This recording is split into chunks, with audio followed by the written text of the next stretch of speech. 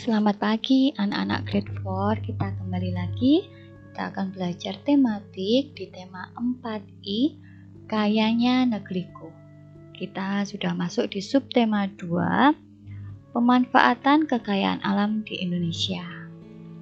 Hari ini kita akan membahas pembelajaran 5 dan 6. Oke, sebelum kita mulai, siapkan dulu buku kalian, buku tema 4I. Yang pertama, kita akan membahas pembelajaran yaitu bahasa Indonesia. Masih ingatkah hari ini kita akan membahas wawancara? Tahapan melakukan wawancara. Untuk melakukan wawancara, kamu perlu menentukan suatu topik.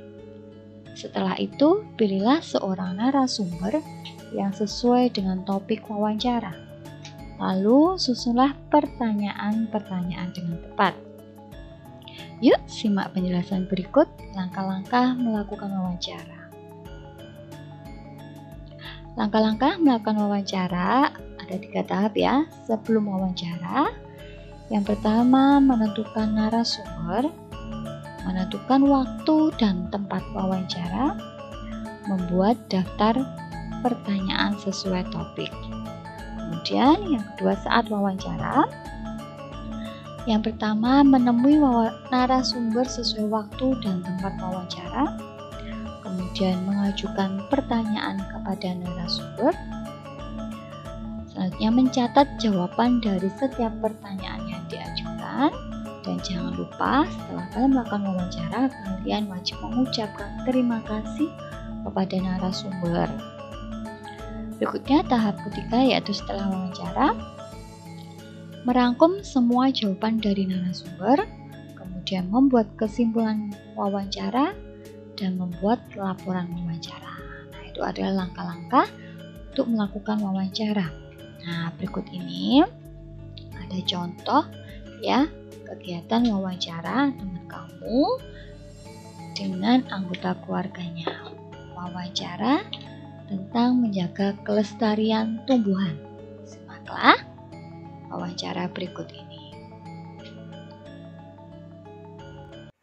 Pemirsa, kali ini saya akan mewawancarai narasumber kita Bapak Gugu mengenai pelestarian tumbuhan. Selamat siang Bapak Gugu. Selamat siang. Nama saya Natalia Jiwa dari SDN Bapatan 1 kelas 4C. Apa menurut Bapak Gugu yang dimaksud dengan pelestarian tumbuhan? Pelestarian tumbuhan atau tanaman ialah bagaimana cara kita merawat, melestarikan agar tumbuhan itu tetap hidup sampai anak cucu kita bisa menikmati. Itu menurut saya sih. Di mana Bapak melakukan pelestarian tumbuhan? Berhubung kita di perkotaan, tanah juga sempit dikit, maka yang bisa kita lakukan hanya di depan, di berem itu. Kebetulan di samping juga ada tanah, jadi kita sistemnya di pot-pot seperti itu. Kapan Bapak melakukannya? Sebetulnya melakukannya sudah agak lama, cuma konsentrasi melestarikannya setelah RT kita juara 1 lomba pelestarian lingkungan se-Surabaya, maka warga setiap minggu sekali diharuskan untuk melakukan pelestarian tanaman lingkungan. Siapa saja yang terlibat dalam pelestarian tumbuhan ini? Semua kita libatkan. Jadi mulai papa mamanya sampai anak-anaknya harus terlibat. Kenapa? Karena nanti ke depannya tanaman-tanaman ini yang kita lestarikan itu supaya bisa menurun ke anak cucu kita. Harapannya semacam itu. Jadi tidak berhenti hanya di saya sampai anak. Kalau kita sampai ke cucu, tanaman itu tetap berfungsi dengan baik. Mengapa melibatkan semua anggota keluarga Bapak? Seperti saya sampaikan tadi, semua supaya bisa punya tanggung jawab. Itu pertama. kedua supaya mereka juga bisa menurunkan ke anak cucu mereka. Jadi ini seperti estafet sambung menyambung gitu. Pemirsa, demikianlah wawancara saya dengan narasumber Bapak Kuku. Dari sini saya Natalia Cila Rizkyari melaporkan. Yang kedua, kita masuk ke pelajaran PPKN. Menjelaskan pelaksanaan kewajiban dan hak sebagai warga masyarakat dalam kehidupan sehari-hari. Di sini Miss Devi memberikan seperti kartun ya.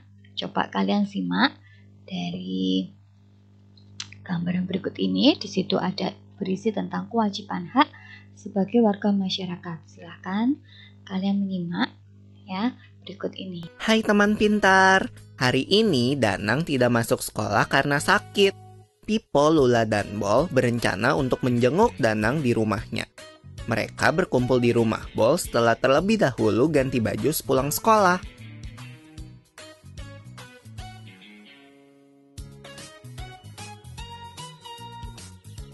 Duh, maaf ya aku terlambat. Tadi ada yang memarkir mobilnya di depan pagar rumahku, jadi aku nggak bisa lewat. Iya, nggak apa-apa Lula. Aku juga baru sampai kok.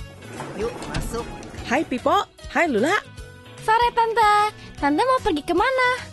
Tante teh mau pergi kelurahan ini. Mau ngurus perpanjangan KTP. Ayo atuh, silakan kalian masuk aja. Bang, ada Pipo sama Lula ini. Sini keluar. Makasih Tante, permisi ya. Ada Kak Pipo sama Kak Lula. Hai Mini, kamu lagi ngapain? Kok bawa banyak baju sih? Ini, di sekolahku lagi ada kegiatan bakti sosial. Jadi, aku lagi ngumpulin baju layak pakai yang mau disumbangin. Kak Pipo sama Kak Lula mau pergi kemana bareng Kak Bol? Kita mau pergi menjenguk Danang nih di rumahnya. Sekalian membawakan catatan pelajaran hari ini. Wah, asik banget. Aku mau ikutan juga dong. Ngapain kamu anak kecil ikut-ikut? Kamu jaga rumah aja. Nggak boleh gitu Bol sama adikmu. Yang baik dong cara ngomongnya. Iya deh. Maaf ya Mini. Tapi kamu di rumah aja ya. Tunggu ibu di rumah. Ya udah deh. Nah, gitu dong. Kita mau naik apa ya ke rumah Danang? Naik bis aja gimana? Jarak ke rumah Danang kan lumayan jauh. Boleh juga tuh. Kata ibuku, boleh pergi naik kendaraan umum asal pulangnya nggak terlalu malam. Kita berangkat sekarang aja kalau gitu, supaya kita bisa pulang sebelum malam. Suara dari mana itu? Wah, ini pasti Mini. Mini! Kenapa? Kan aku lagi kerjain PR. Jangan menyetel musik terlalu kencang. Nanti kamu mengganggu tetangga kita. Oh, begitu ya. Maaf ya. Ya sudah, aku pergi dulu ya.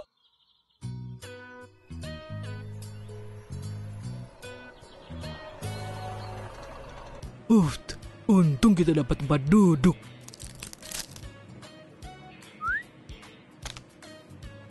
Kamu jangan buang sampah sembarangan di dalam kendaraan, Bol.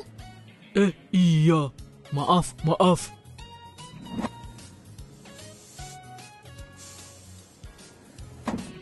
Bol, ayo berdiri. Kita kasih kursi kita ke ibu dan nenek itu.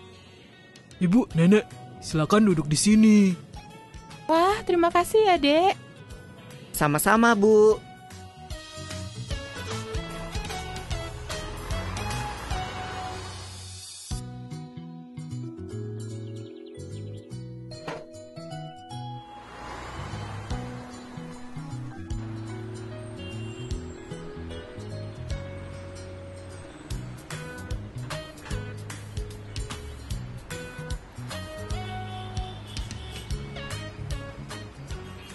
Kita udah mau sampai nih. Nanti kita turun di halte depan ya. Yeay, aku udah lapar nih. Semoga Danang punya makanan di rumahnya. Bol. Hai teman pintar. Dari cerita Pipo, Lula, dan Bol tadi, mari kita belajar tentang apa itu hak dan kewajiban sebagai warga masyarakat. Pipo, jelasin dong apa itu kewajiban. Kewajiban adalah segala sesuatu yang harus kita lakukan. Kewajiban dan hak merupakan sesuatu yang tidak dapat dipisahkan dan harus dijalankan secara seimbang. Artinya, kamu harus memenuhi kewajibanmu sebelum mendapatkan hakmu. Jadi, kalau kita ingin mendapatkan hak yang sesuai, kita harus melaksanakan kewajiban kita terlebih dahulu. Ayo kita perhatikan apa saja kewajiban sebagai warga masyarakat yang dapat kita temui di video tadi. Pertama, membantu teman yang memerlukan bantuan. Seperti Pipo, Lula, dan Bol yang membawakan catatan untuk Danang yang lagi sakit. Yap, sekaligus pergi menjenguk Danang. Selain itu, juga membantu warga masyarakat yang terkena musibah. Seperti Mini yang mengumpulkan baju layak pakai untuk disumbangkan. Kewajiban selanjutnya adalah menghormati orang yang lebih tua, seperti waktu aku dan Lula menyapa Tante Eva di depan rumah Bol. Juga menyayangi orang yang lebih muda seperti yang kamu ajarkan pada Bol, Pipo. Juga jangan lupa untuk bertutur kata dengan sopan dan santun. Yang gak kalah penting juga nih, kita harus menjaga keamanan dan kebersihan lingkungan. Jangan mencoret-coret fasilitas umum atau membuang sampah sembarangan. Apa sih manfaatnya kalau kita jalanin kewajiban kita, Pipo? Banyak, Lula. Pertama nih, hidup kita menjadi tentram. Lalu akan terjalin juga silaturahmi yang baik. Selain itu, kita jadi punya sikap peduli ya dengan sesama kita. Dan lingkungan kita menjadi bersih dan nyaman ditempati. Sekarang mari kita bahas tentang hak. Hak sebagai warga masyarakat merupakan sesuatu yang kita terima sejak lahir. Apa saja hak sebagai warga masyarakat yang bisa kita temukan dari cerita Pipo, Lula, dan Bol? Pertama, kita berhak mendapatkan pelayanan sebagai warga masyarakat. Seperti mendapatkan akte kelahiran, mendapatkan KTP setelah berumur 17 tahun, dan kartu keluarga setelah menikah. Kita juga berhak mendapat perlindungan dan rasa aman. Ini ditunjukkan dengan adanya polisi yang ditugaskan mengawasi di berbagai tempat. Selain itu, warga masyarakat berhak untuk menyampaikan pendapat. Seperti aku, yang tadi menyampaikan pendapat untuk naik bis ke rumah Danang. Dan juga kita berhak mendapatkan perlakuan yang sama dan bergaul dengan warga masyarakat lainnya. Nah, selain kita mempunyai hak, kita perlu menghargai hak orang lain sebagai warga di lingkungan masyarakat. Seperti contoh berikut ini. Yang pertama, memberikan tempat duduk kepada orang yang lebih membutuhkan saat naik kendaraan umum, seperti ibu hamil dan orang yang lanjut usia. Kedua, tidak menggunakan fasilitas umum untuk kepentingan pribadi. Contohnya, trotoar kan berfungsi untuk menjamin keamanan pejalan kaki. Untuk itu, warga pengguna kendaraan bermotor tidak boleh mengendarai kendaraannya di trotoar karena dapat mengganggu hak pejalan kaki. Begitu juga untuk memarkir motor atau mobil, atau menjadikan trotoar sebagai tempat berdagang. Yang ketiga, jangan mengaktifkan barang elektronik dengan suara keras dan tidak menggunakan kendaraan bermotor yang mengeluarkan suara yang berisik, seperti Mini tadi nih. Dan yang terakhir, kita seharusnya menghargai pendapat orang lain. Wow, aku jadi melihat banyak hal kecil yang selama ini aku belum lakuin. Iya nih, aku juga. Kita sama-sama belajar ya. Sampai ketemu di video selanjutnya. Kita masuk ke pelajaran yang ketiga, yaitu IPS. Menjelaskan pemanfaatan sumber daya alam. Sumber daya alam dapat dimanfaatkan secara langsung maupun tidak langsung. Secara langsung berarti sumber daya alam tersebut dapat langsung digunakan tanpa diolah.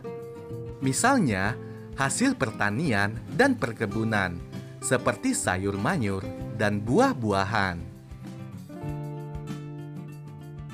Secara tidak langsung, berarti sumber daya alam tersebut harus diolah terlebih dahulu agar bisa dimanfaatkan. Misalnya minyak bumi, diolah menjadi minyak tanah, solar, dan bensin. Hasil sumber daya alam dapat berupa hasil pertanian, perkebunan, perikanan, hutan, dan tambang. Setiap sumber daya alam mempunyai manfaat yang berbeda-beda. Berikut adalah contoh pemanfaatan sumber daya alam hasil pertanian. Yang pertama, padi, singkong, dan kentang sebagai makanan pokok. Jagung, kacang tanah sebagai makanan pokok dan makanan ternak. Kacang kedelai sebagai bahan baku tempe, kecap, tahu, dan susu. Bawang merah dan bawang putih sebagai bumbu dapur. Apel, jeruk, dan mangga sebagai sumber vitamin. Contoh pemanfaatan sumber daya alam hasil perkebunan. Kelapa sawit sebagai bahan baku minyak dan margarin. Karet sebagai bahan baku ban. Tebu sebagai bahan baku gula pasir. Kina sebagai bahan baku obat malaria. Kapas sebagai bahan baku benang. Berikutnya, contoh pemanfaatan sumber daya alam hasil peternakan. Daging sapi serta daging dan telur ayam sebagai sumber protein hewani.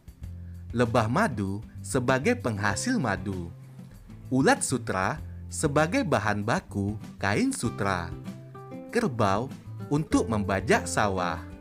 Domba sebagai sumber protein hewani dan bahan baku kain wol. Contoh pemanfaatan sumber daya alam hasil laut dan perikanan. Ikan, udang, kepiting sebagai sumber protein hewani. Garam sebagai bahan makanan atau bumbu dapur. Rumput laut sebagai obat, bahan makanan, dan kosmetik.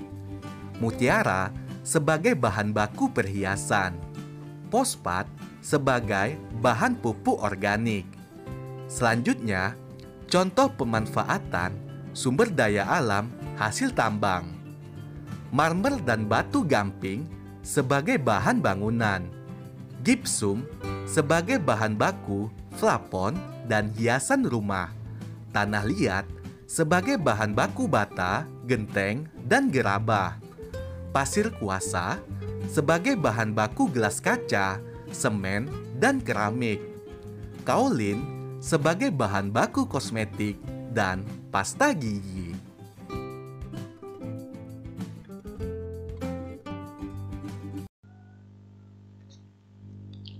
Sekarang kita masuk ke pelajaran yang keempat, yaitu pelajaran SPDP. Sebelum kita akan menyanyikan lagu dengan alat musik ritmis, silakan kalian perhatikan penjelasan mengenai alat musik berikut ini. Alat musik. Alat musik dibedakan menjadi dua.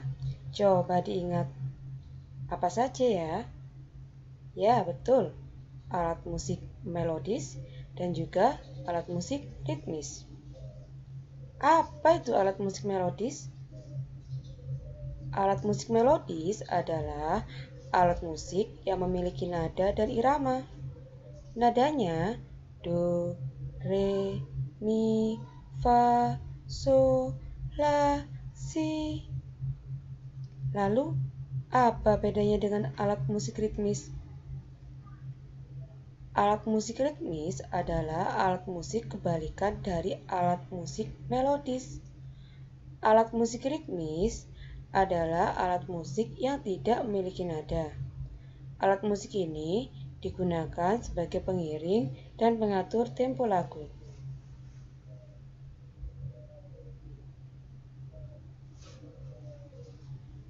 Contoh alat musik ritmis adalah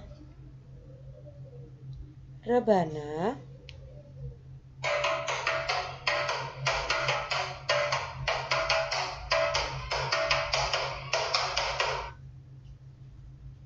maracas,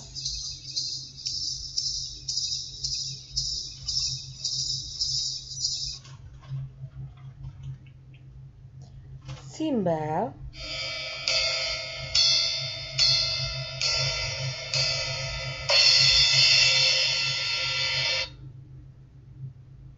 tamborin,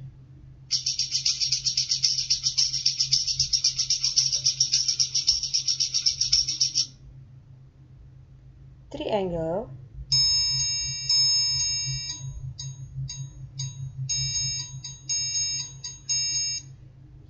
nah, itulah contoh alat musik ritmis. Tapi masih banyak yang lainnya yang merupakan contoh alat musik ritmis. Coba kamu cari tahu.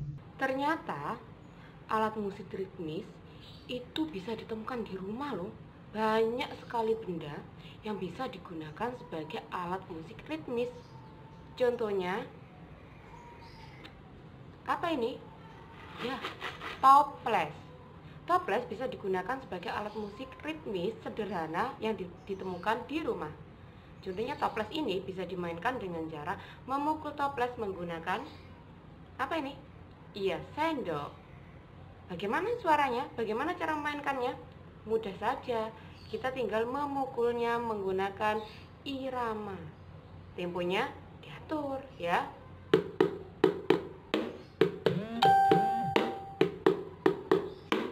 Gampang kan? Selain ini, ada lagi yang bisa kita temukan di rumah, yaitu apa ini? Piring, betul. Piring bisa dimainkan dengan cara dipukul juga menggunakan sendok.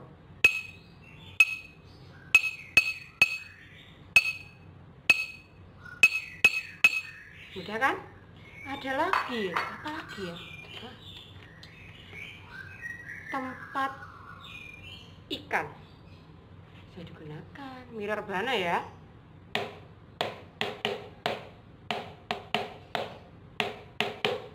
Bisa juga langsung menggunakan tangan.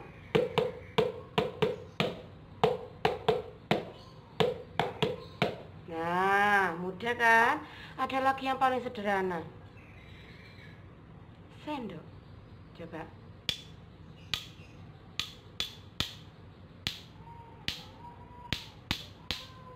Mudah kan? Dan ternyata di rumah itu masih banyak lagi alat-alat yang bisa digunakan sebagai alat musik ritmis. Coba nanti kamu temukan ya. Nah, sekarang coba Bu Vena akan memberikan contoh cara penggunaan alat musik ritmis untuk mengiringi lagu. Simak ya. Gundul gundul padul gembelengan, nyunggi nyunggi wakul kul gembelengan, wakul nglimpang segani dadi sak latar, wakul nglimpang segani dadi sak latar. Bagus kan?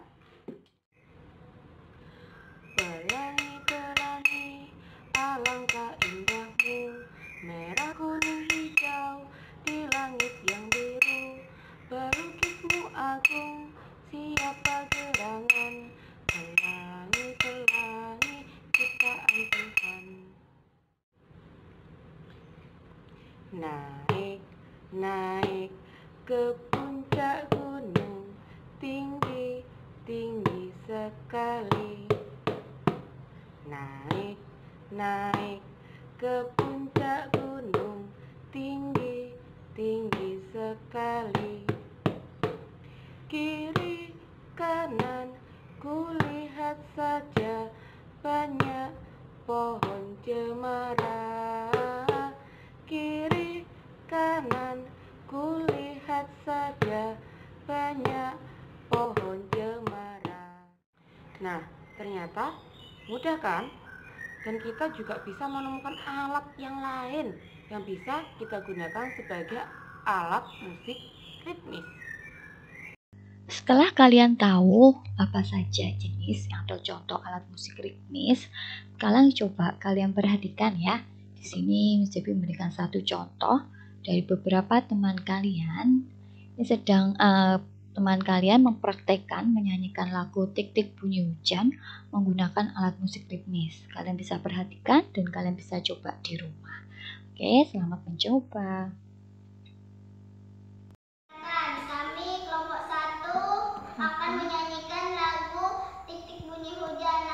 Perkenalkan, nama saya Berzana, dan ini Resi, dan yang itu Nafiza, dan sebelah Nafiza adalah Bila. 1, 2, 3.